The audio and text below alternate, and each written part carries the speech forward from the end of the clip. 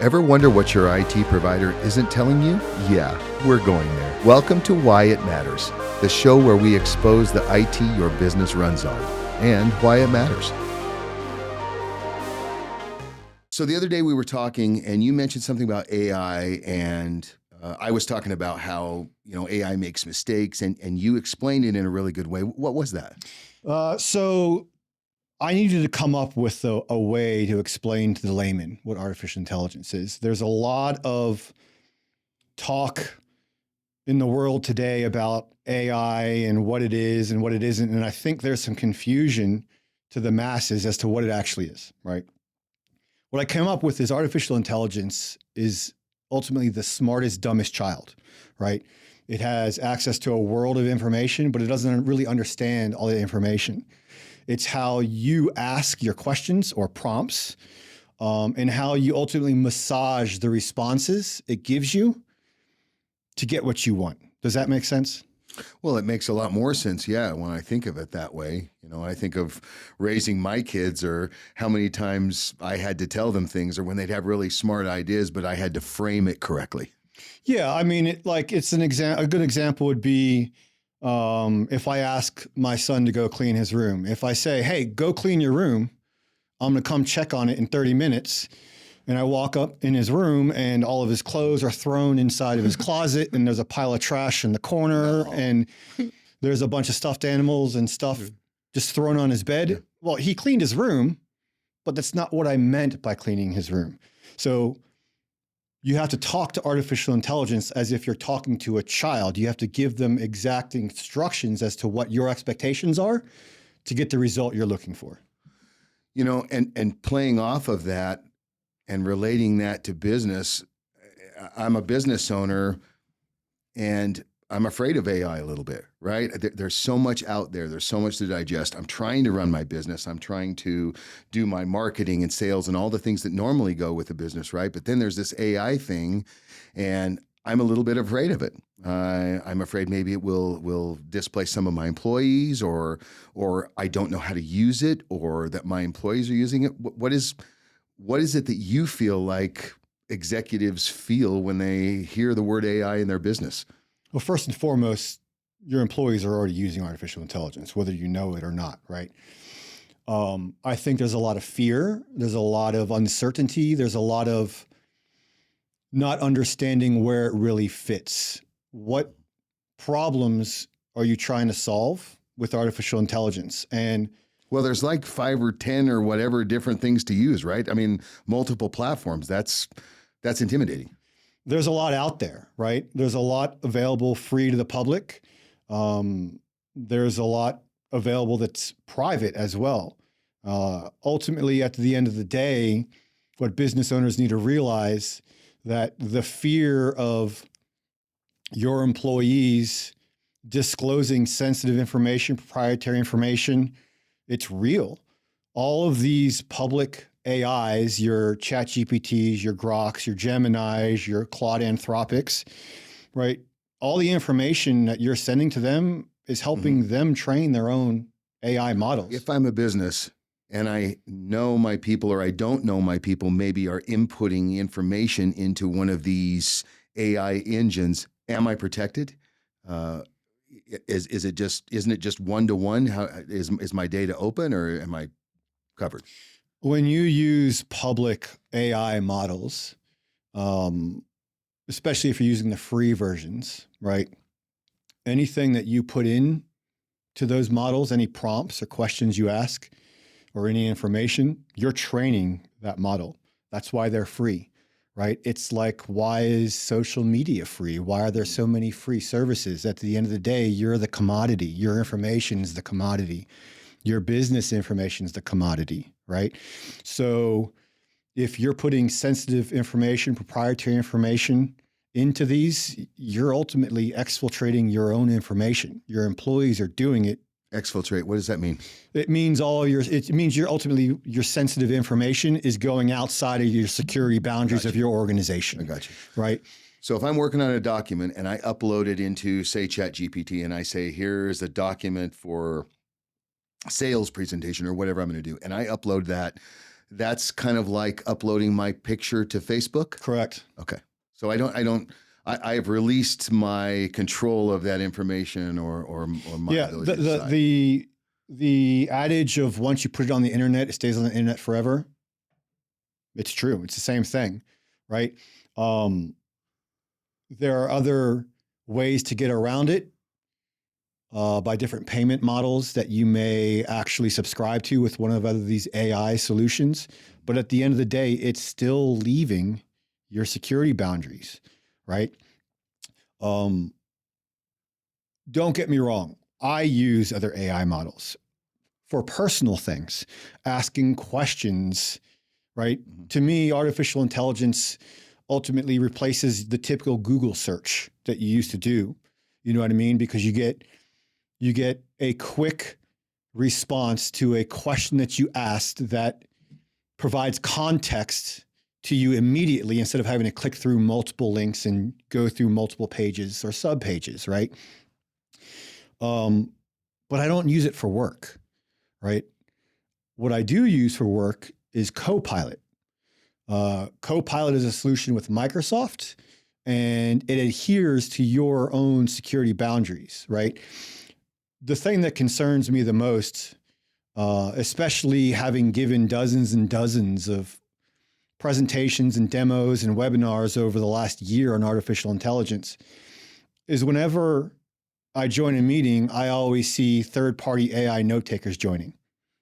I had that happen yesterday. I was in a meeting yesterday and a client jumped on a meeting and said, "Hey, hang on 1 minute while my note taker joins." So what happens if you are in the medical field or you're an accountant or you're dealing with sensitive information and then you're talking about that sensitive information during a meeting with one of these third-party AI note takers that ultimately provide summaries and allow you to search using artificial intelligence through the transcription of a recording, right? That's leaving. All what your talking points all are the information that you're speaking, all your points you're speaking to ultimately, right? That's gone, right? Well, isn't there regulation that protects that? There is regulation around everything, but there's regulation around plenty of websites that everyone subscribes People to. still break the rules. But that's how your information is leaked, right? At the end of the day, when people who have malicious intent are trying to get information, they're not really attacking your company, right? Ultimately, there is like business email compromise and phishing and things of that nature. But realistically, it's third parties being attacked, right? And then information is being stolen. You might hear about this data breach here and that data breach there. Well, these are common things that people utilize where usernames, passwords, addresses, sensitive information are taken, which ultimately creates a profile for you, which then leads to a business email compromise. Does that make sense? It does. And I guess my curiosity is, why does that matter to me as a business owner? What are maybe the top couple things I need to be doing as a business owner that help me to secure that? From a security perspective, we utilize data loss prevention. We utilize information protection, right? These are things that when used correctly and set up correctly, you don't just buy licenses from whatever, vendor you're using, actually keep your information in-house, right? It prevents data leakage. It prevents your employees from disclosing sensitive information because you create these boundaries and these limitations as to what they can actually do. Well, and really, there's no way we're going to avoid it, right? Studies show in 2025 that 72% of employees globally are using AI on a regular basis, but only 13% of those companies have it integrated broadly, which to me means that you have a whole segment of a business, 72% that aren't doing the security stuff you're talking about? Correct.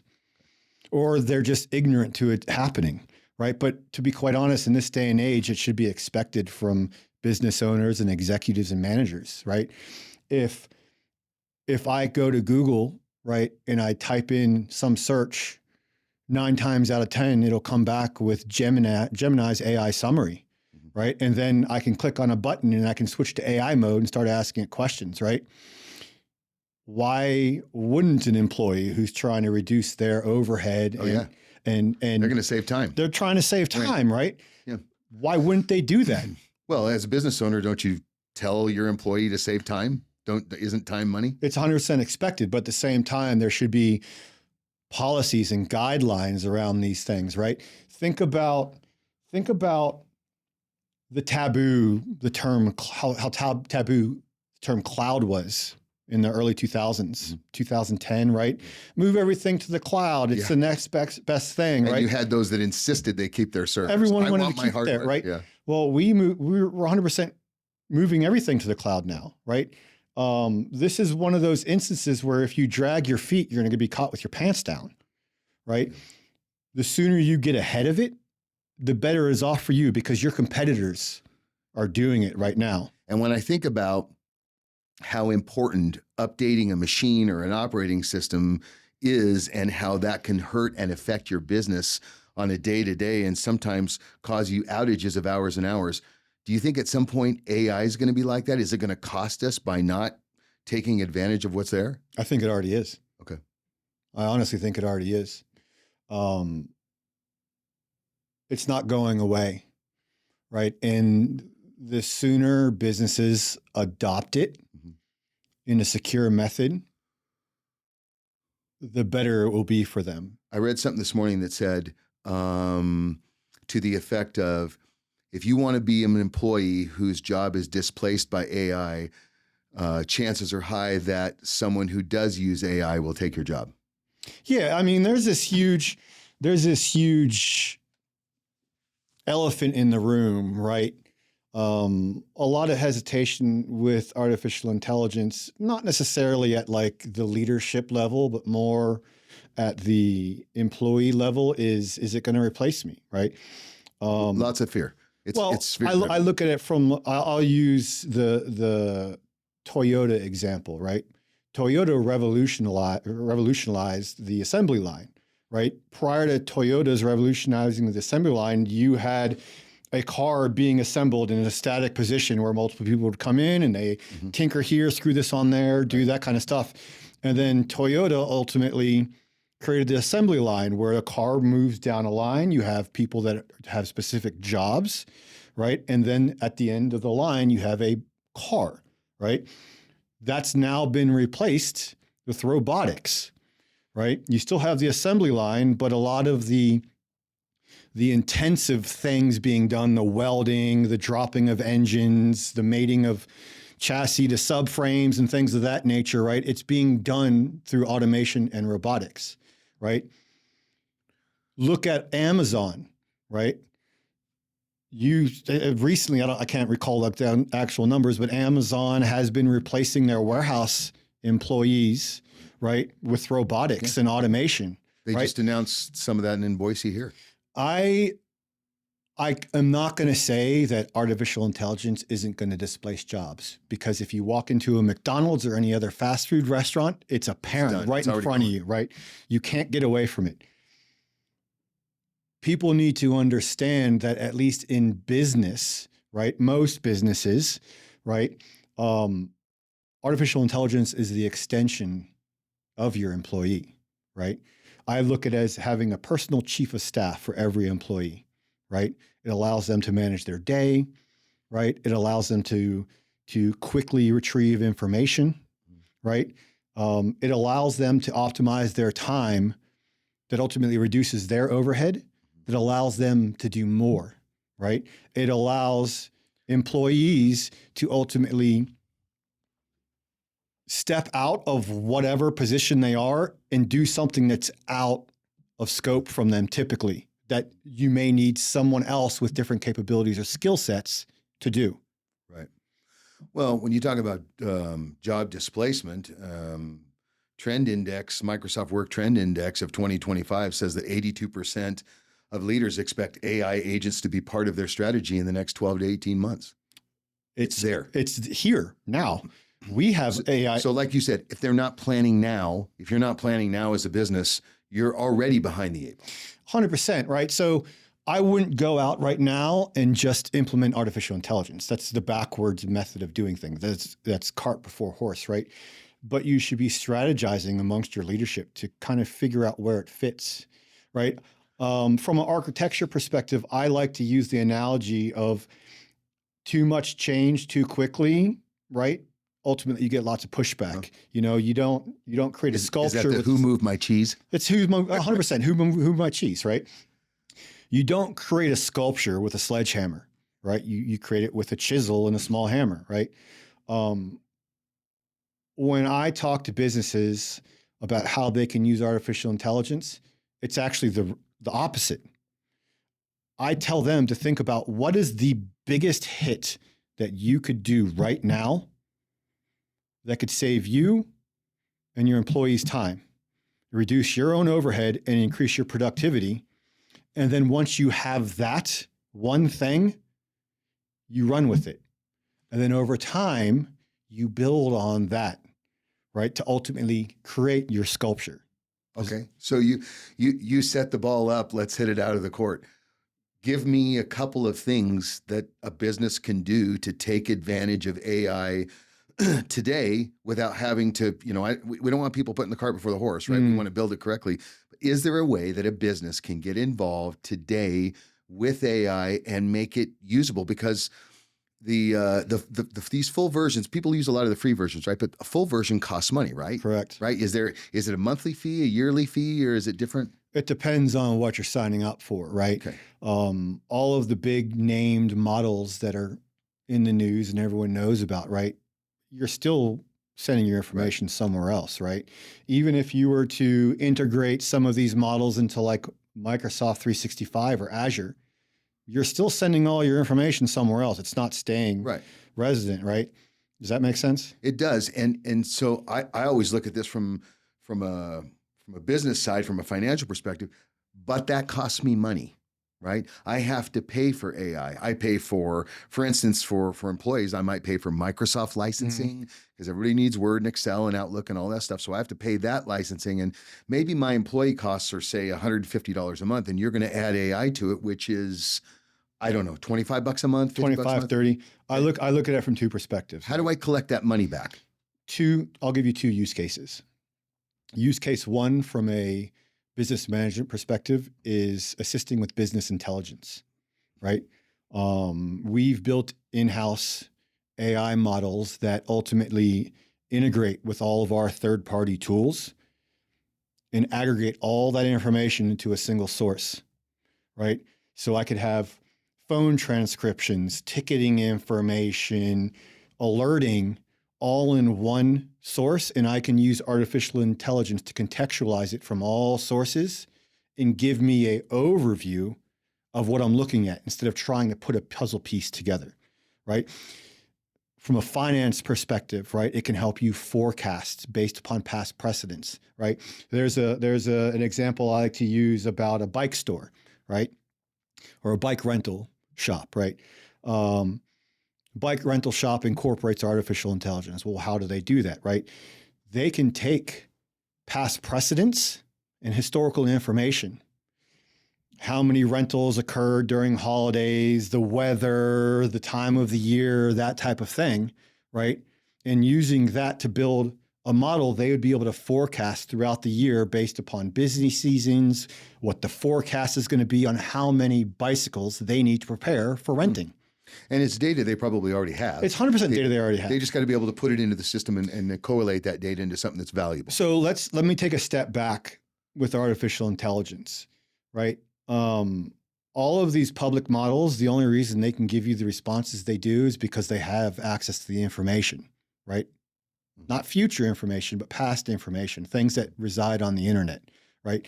Artificial intelligence only knows what you tell it, right?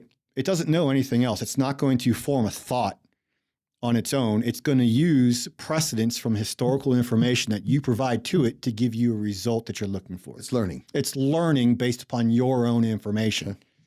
Does that make sense? It does. So if I go get a license, say for instance today, right? I have If I'm a Microsoft 365 user, which a lot of our clients are Microsoft 365 users, and I want to dip my toe into the technical pool and the AI pool and get some value back from that. You've recently had a lot of experiences with our customers.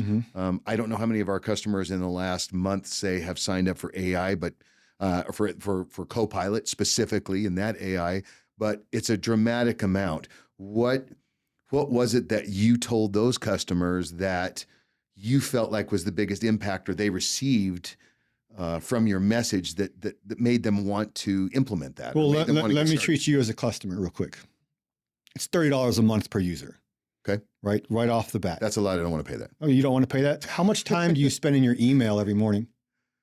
Well, shit, I probably got at least 250 to 300 messages a morning. Yeah. So we're about the same, right? I probably have anywhere between 300 and 500 every day, right? How many of those do you think are actionable that you need to actually address within the first hour of your day? Oh. And how much time do you spend going through? 20 of them, maybe. 20, right? How much time do you go through your email searching? I spend on average about an hour to an hour and 30 minutes. Okay. So we'll say an hour. We'll shortchange it. We'll go with the lower one, right? If you pay an employee $30 an hour and you can drill that 60 to 90 minutes down to 15, you've instantly paid for it. Every day. Every day, right? On average, I probably save...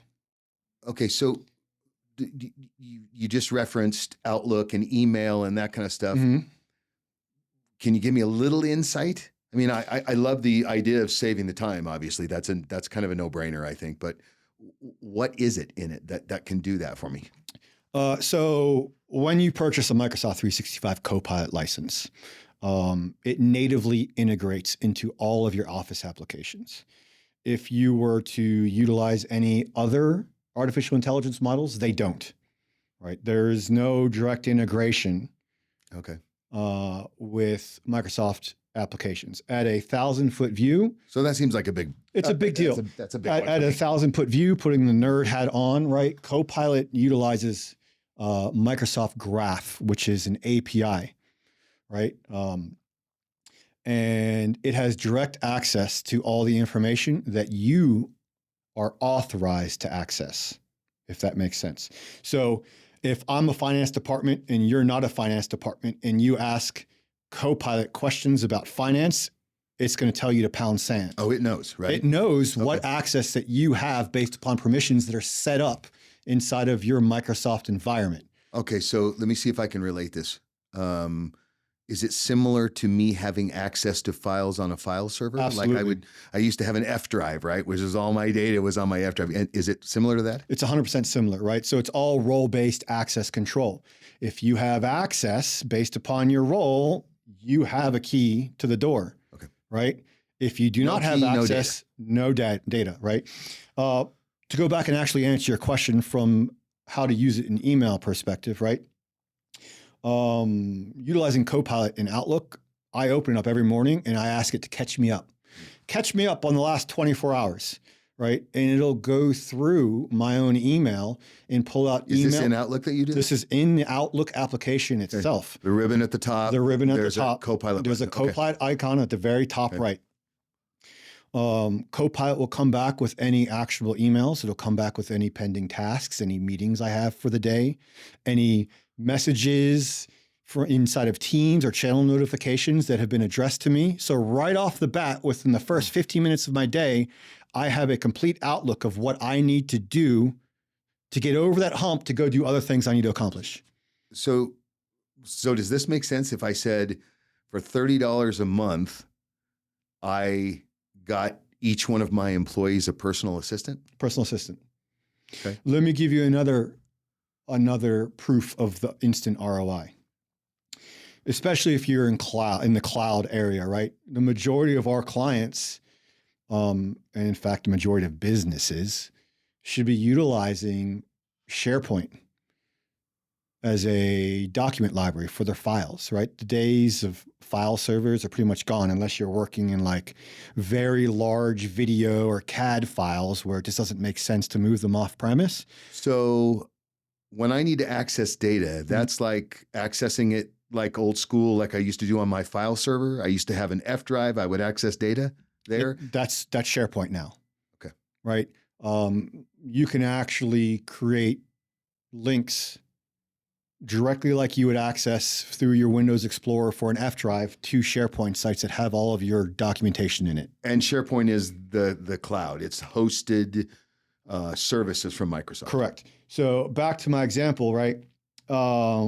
Let's say you're a business and you have training materials, policies, standard operating procedures, et cetera. You hire a new employee. What do you think the typical time frame it is to spin up a new employee on how your business operates? Oh, I know for us, it's 90 days. So it's usually 3 months to 6 months, right? Depending on what billet they're jumping into or role they're jumping into, right? Yeah. We have short of 1,200 standard operating procedures that we as a company have built over the last 5 years, 10 years, right? On how we actually conduct business. That way, everything's done the same over time. And as things change, we update our SOPs. So what happens when we hire a new employee?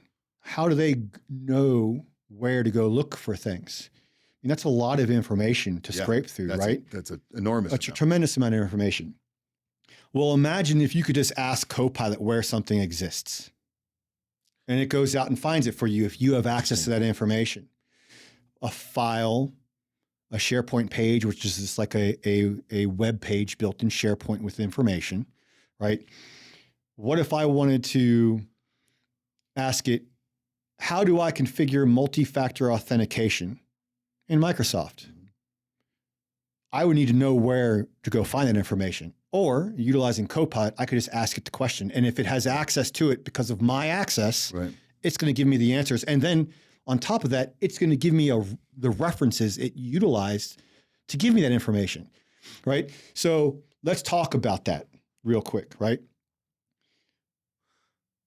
Going back to the analogy of artificial intelligence being the smartest, dumbest child in the world, it'll also lie to you confidently like a child will. Right? They're good at that. Right? They're very good at that, right? Professionals. So when you're dealing with artificial intelligence, right? And there are some instances where this does not apply, right? But for the most part, artificial intelligence provides a lot of hallucinations. What is a hallucination, you ask? Well, you only get good information out if good information goes in.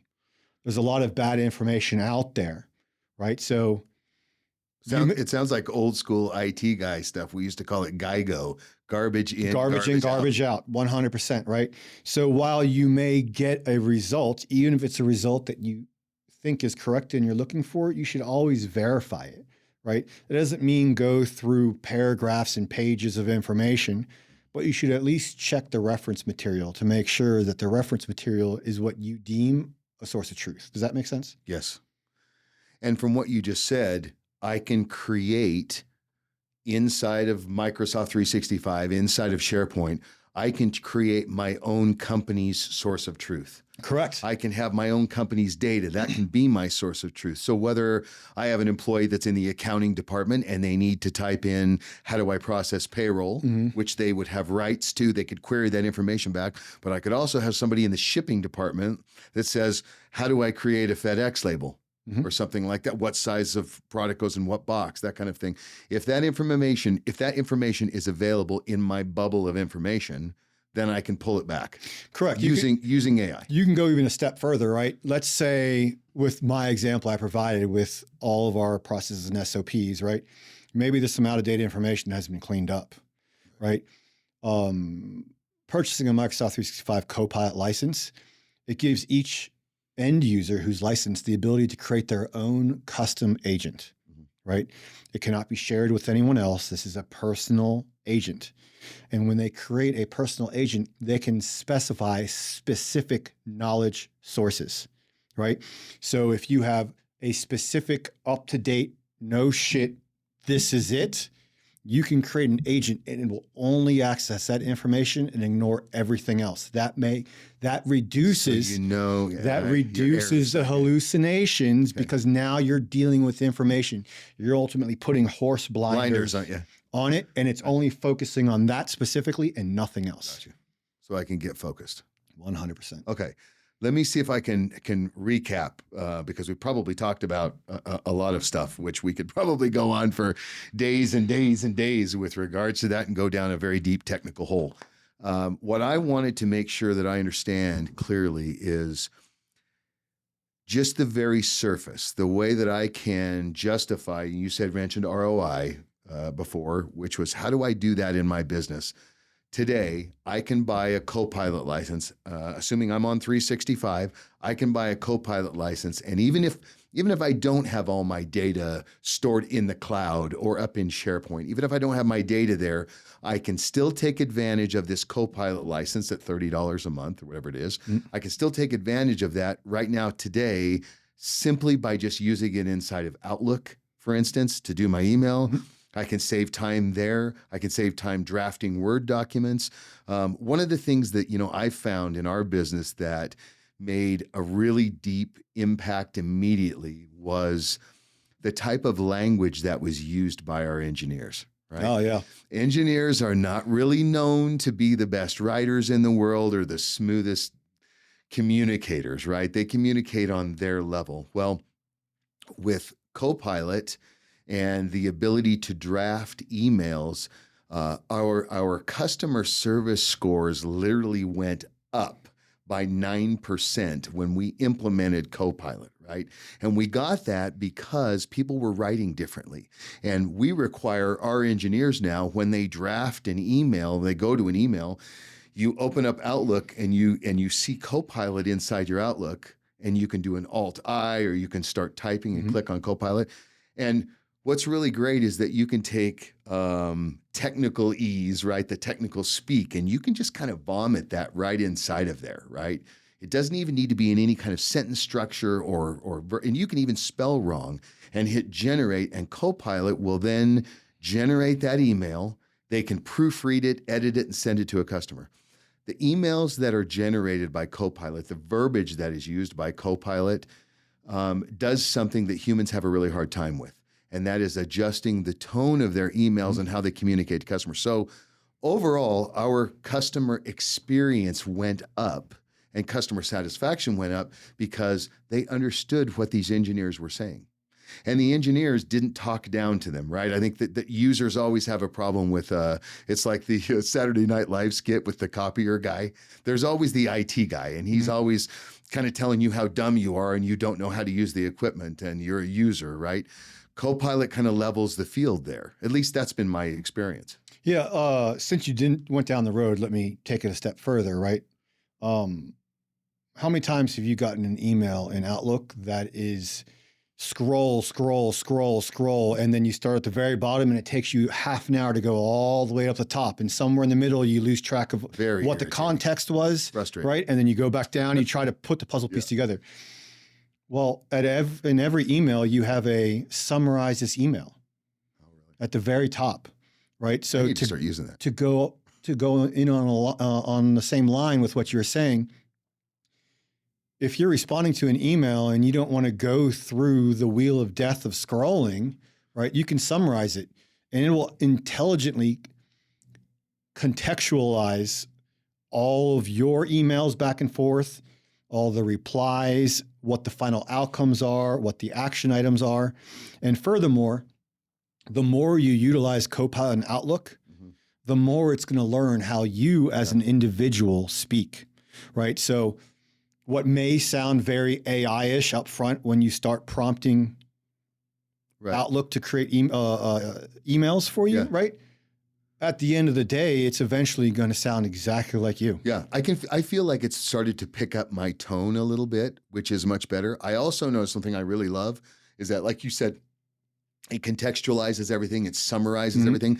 When you start to respond and there's that huge thread of email, AI reads through that entire thread and it takes everything into account when it does my reply. And in fact, I found that things that I would have missed in the past, I don't miss anymore. Yeah. Because and I'll go, oh yeah, I thanks. That was a great job. Well, and the best part is I've actually had people come up to me and go, hey, that was a great email.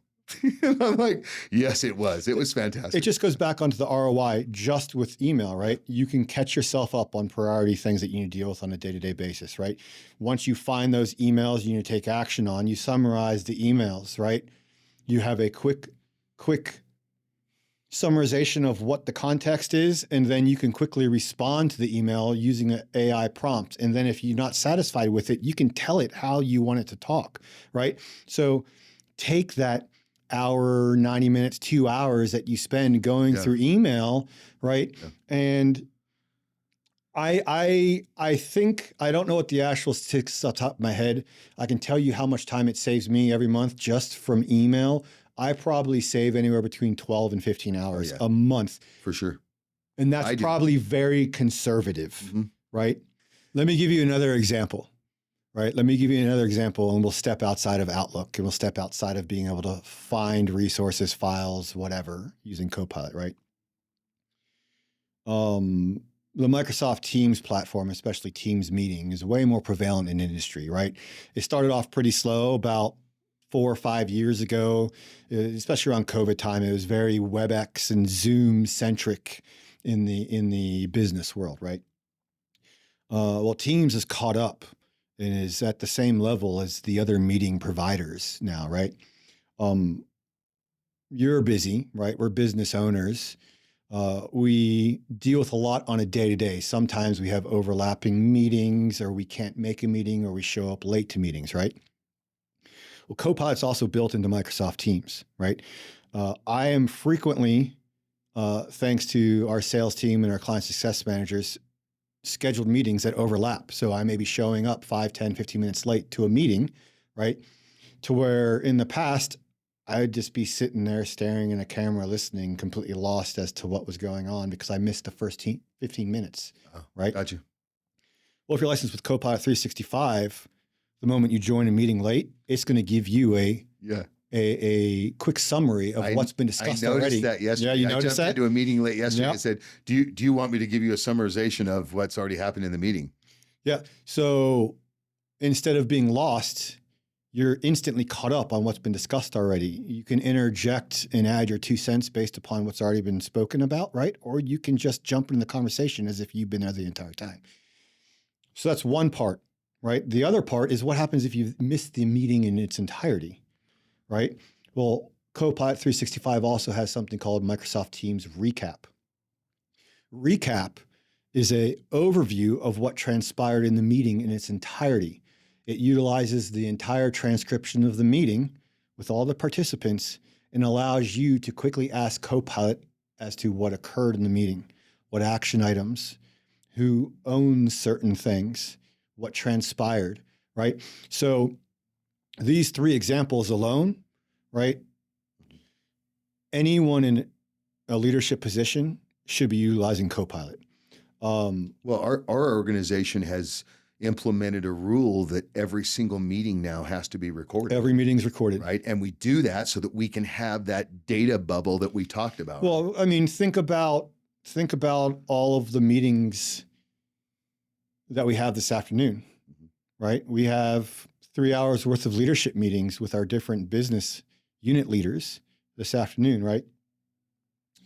The day and age of people bringing laptops and notepads to meetings, no one brings anything anymore. Yeah. There's no distractions. I don't write any notes. There's no notes. There's no cell phones. There's no people putting recorders or something, to later get the information out, because it's all right there and everyone has access to it, right? And as soon as you're done with the meeting, you get a link inside your Teams that says, here's the recording and here's the transcription. 100%, right? So you ultimately are way more productive, right? There's way less distraction. You stay on task way more. And at the end of the meeting, you feel like you accomplished something, because I know you feel the same way I have, is why am I here? Why am I sitting in this meeting, right? Because someone goes off on a tangent or a diatribe about something, right?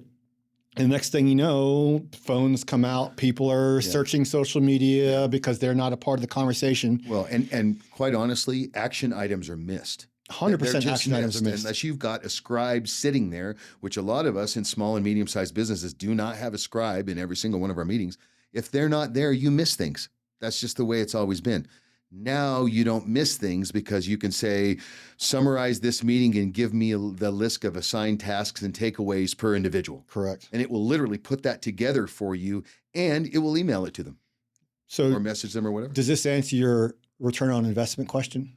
Actually, over and over, it answers it. Yeah. So, I think there are, this is probably scratching the surface. And again, I think you and I could probably sit here and give you 20 examples of what that ROI is. But to me, think about it simple first, right? AI is this huge beast. You can grab a hold of it. You can go down a deep, dark hole. But think about it very simply.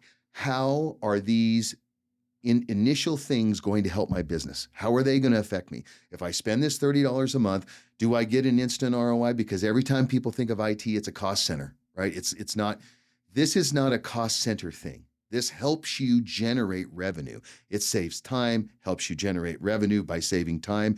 It also has a myriad of other things that can easily create time-saving events. 100%. So we've talked about return on investment over and over and over and over again, right? We have. Let me give you just a couple of statistics here that we looked up that I think are valuable.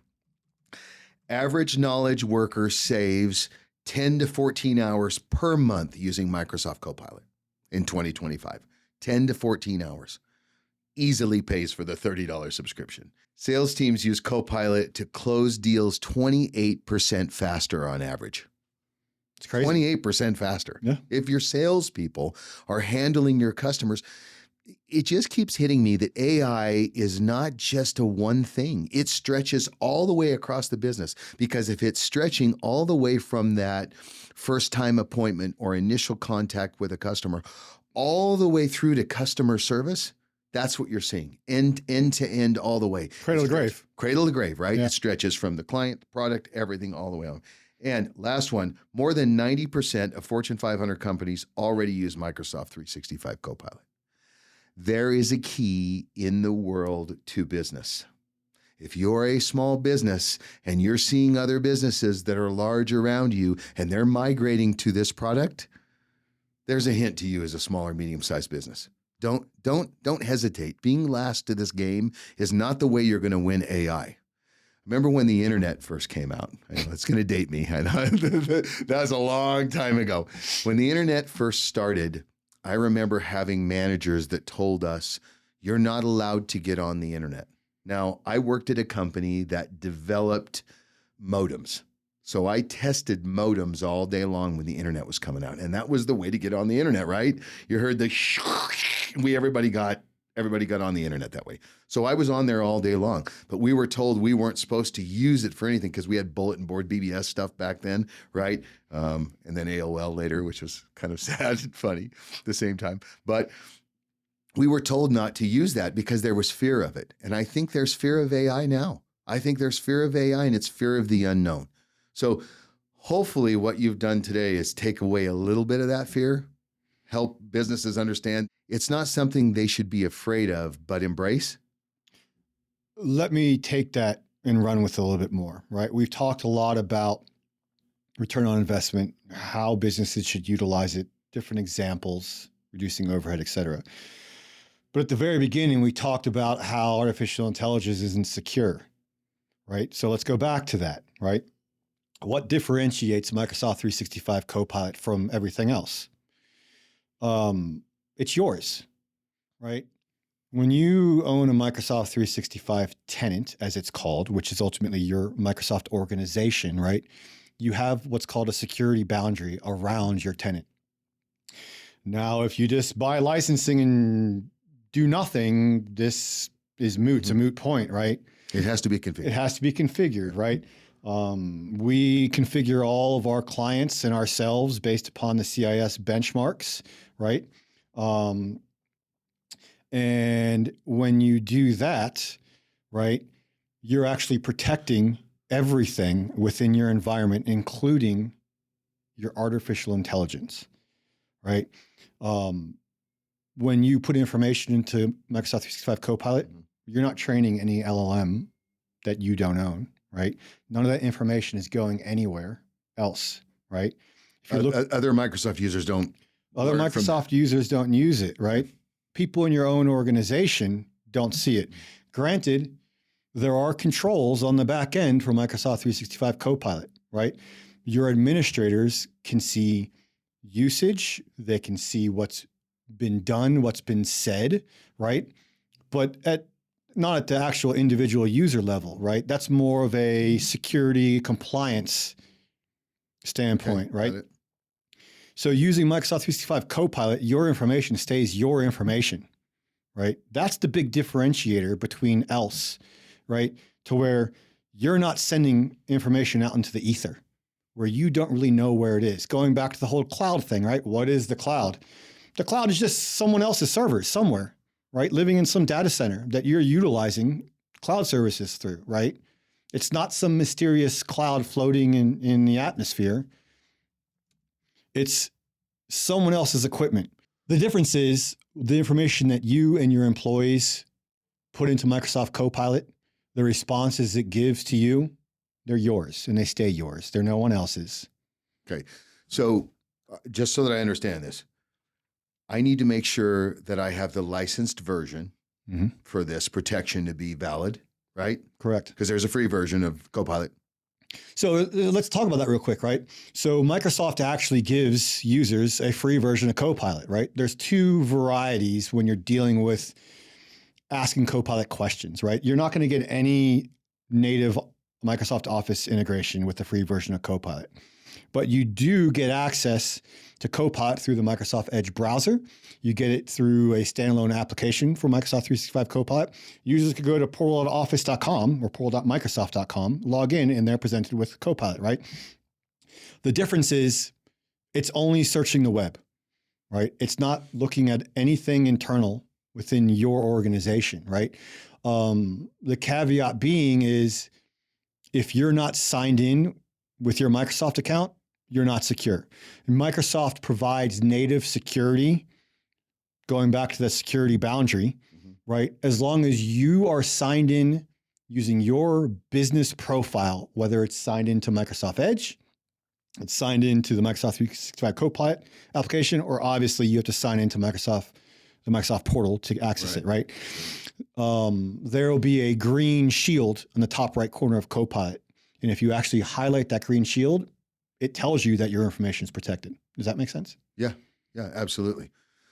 So I need the right license. The right license. And then you also mentioned something about configuration. So it sounds like buying the license is not enough. You need the right technical person to help you configure that security wall that you're talking about. Correct. Is this something that anybody can do? I mean, what kind of training and experience do you need to configure Microsoft 365 applications and structure correctly?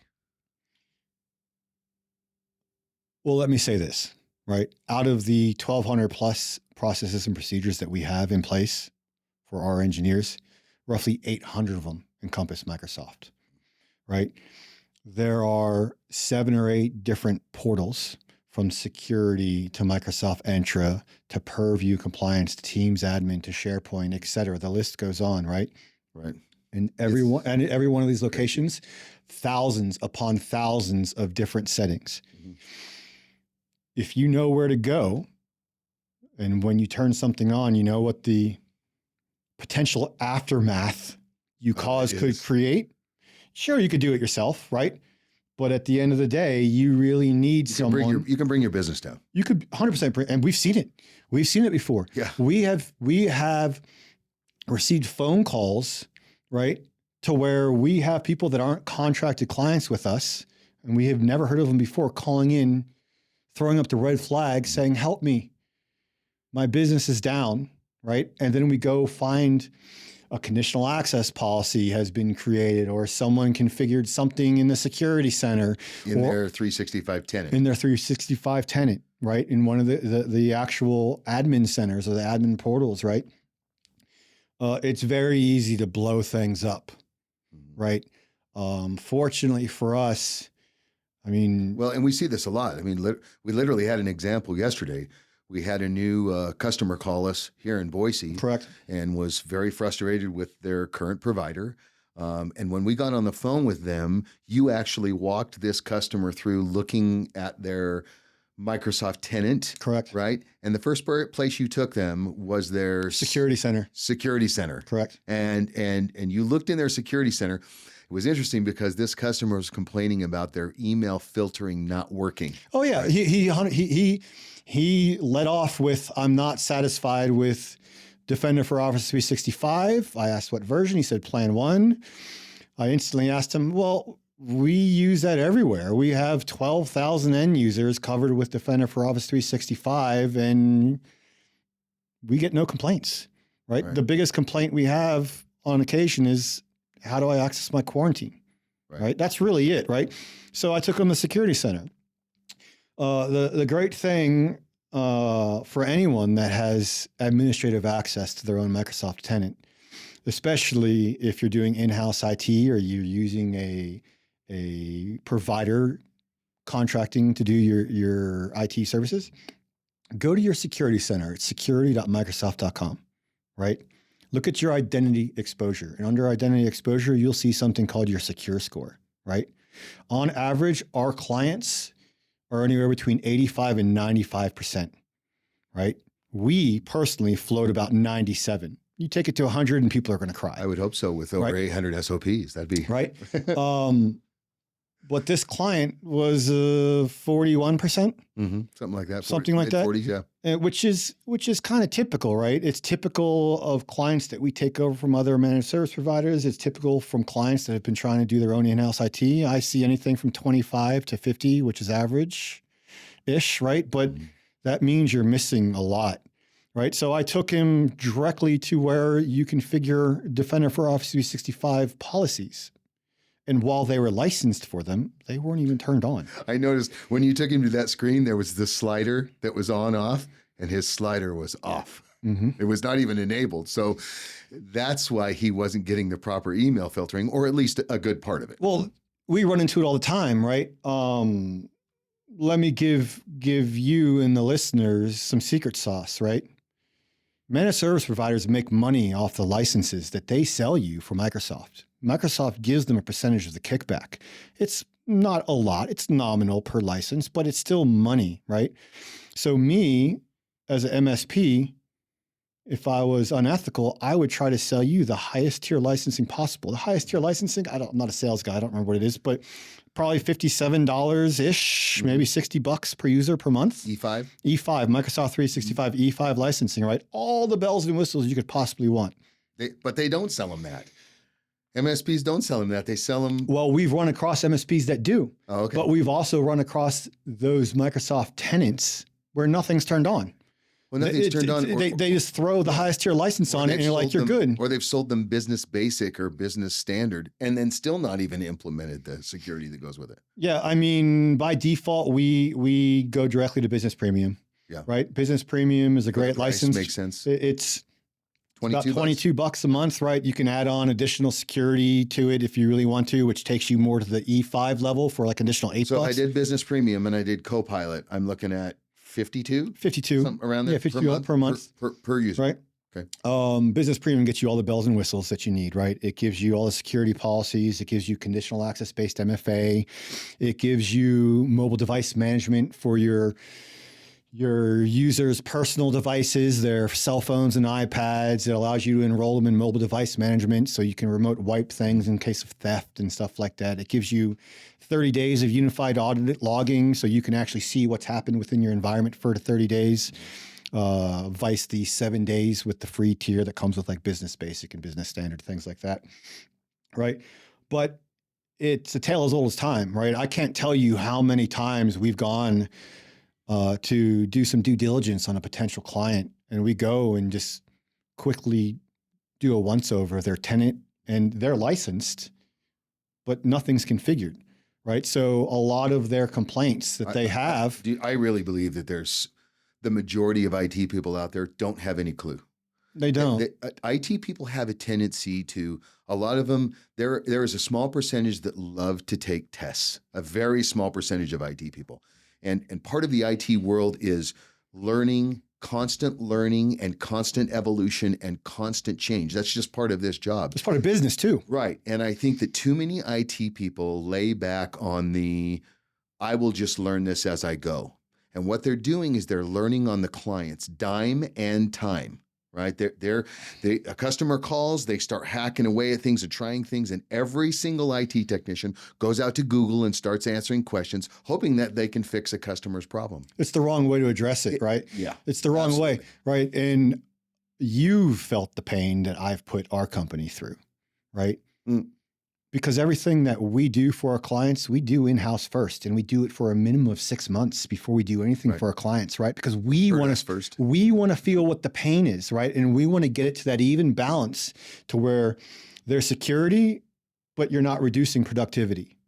Does that make sense? Right. And there's been a few unhappy moments learning that. Well, it's typically from the sales guys that can't copy and paste shit out of their Teams or Outlook into a text message because no, that's our information. It's not being disclosed in any fashion. Close doors because people learn to work a particular way. Correct. And if you don't have the right engineers that know how to not just configure it or click the slider to go on, they have to know more than that. Correct. They need to have some certifications. You need to understand that the people supporting your IT, it takes constant training, which means constant money and constant time and constant effort to learn to be on top of the game. And that's a big part of what they're not doing. They're not staying up. You need an engineer that knows how to configure that portal, number one, get into it, configure it, know what the options mean. But then what happens in IT is, it hits the fan, right? You have problems. That's where that knowledge comes in being able to troubleshoot it as well. Correct. It's not just the implementation, it's the ability to understand soup to nuts what's going on. Cause effect. If this is happening, where do I need to go and look to deal with the problem, right? And only trained technicians do that. Well, it's something that we've developed. And I'm sure there are other companies out there that have the same mindset, probably mostly larger corporations that have a full IT staff, multiple people with multiple specialties. And most small MSPs do not have this mentality. Most people don't have that. Well, they can't afford it. I mean, I take pride in the fact that out of our 31 engineers, everyone has at minimum 2 Microsoft 365 certifications, right? We have very high level, all the way up to a doctorate level certification down to fundamentals, right? We handle everything for the most part in-house. We rarely reach out to vendors, right? Unless it's like a firmware issue that is out of our hands and something that we can't control, that they have direct access to, or visibility of something that we just don't have access to. We kind of went down that road a little bit, and that's going to come later in a future podcast. Correct. Because we're going to really start to open the doors and give the secret sauce, windows and whatever, to give out the secret sauce, to really let people know what they should be asking. And it works not only for people who are helping you with your business and providers that are working with you. These providers should be your partner, and your partner should be able to transparently show you what's going on in your business. If they're not being transparent with you, if you can't ask them this list of 5 simple questions that we're going to give you in a future episode, you're missing something, and you don't have the right people working with you. 100%. Couldn't have said it better. So Josh, we talked a little bit about some of the secrets of IT and the stuff that goes on, and we talked specifically about Microsoft 365. What's your one secret for today that everybody should know? What's the first place they should go once they're done listening here if they have a Microsoft tenant? Well, if they have admin access to their own tenant, I would go to security.microsoft.com. The very first drop down is going to be exposure management. And underneath that, you'll go to your secure score, right? If your secure score is not north of 75%, you need to start questioning your IT provider. If you do not have access, I would reach out to your IT provider and request access. I don't want you to go out there and just take what they tell you as word, because there are ways to finagle the system to where you can do certain things and ultimately mitigate some of the requirements to bump up your secure score, which doesn't mean you're secure. Does that make sense? It does. So what I need to do is, if I have that access, go look at my secure score, see what it is. If it's low, I definitely need to talk to whoever my provider or IT group is. If it's high, I need to ask for some validation. Correct. How do I get that validation? So you just ultimately ask them for what's called a global reader. A global reader permission gives you no access to change anything, but it gives you total visibility of everything in your Microsoft tenant. That'll allow you to poke around, right? And here, pro tip, go ask Copilot, the free version, if you're not licensed for it, what you should look for, and it'll tell you exactly what you should look for. Because you can accept risk, you can mitigate risk to manipulate your secure score. We've come into tenants that are at 100%. No one's ever at 100%. Because if you're at 100%, your employees hate life. Right. Yeah. It's just not. It would stop work. It would stop work. It would stop productivity, right? It just doesn't work that way. Go ask Copilot if you get some access on how to interpret the information. You can click on Secure Score. You can go look at recommendations. It'll tell you what you should be doing, right? You can also see what's been done, right? And if you see anything about risk being mitigated or risk accepted, you should start questioning whoever's doing your IT services because they're not doing you a service, they're doing you injustice. That's really cool advice, though, that you'll be able to feed it into AI, into Copilot, and ask it to help you validate your IT service provider, in-house, or whatever it is. Correct. Fantastic. That is the tip of the day, right? The tip of the day. The tip of the day. Thanks for listening to Why It Matters. If today's conversation opened your eyes or gave you something real to think about, share this episode with a business owner or friend who may need it. And if you want more insights on how to make technology actually work for your business, subscribe and follow us for upcoming episodes. And until next time, take care of your tech, and it will take care of you.